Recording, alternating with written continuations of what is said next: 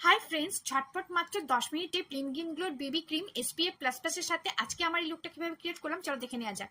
প্রথমে আমি ইউজ করলাম অ্যাজ এ টোনার রিকোডের এই গ্রিপ স্প্রেটা।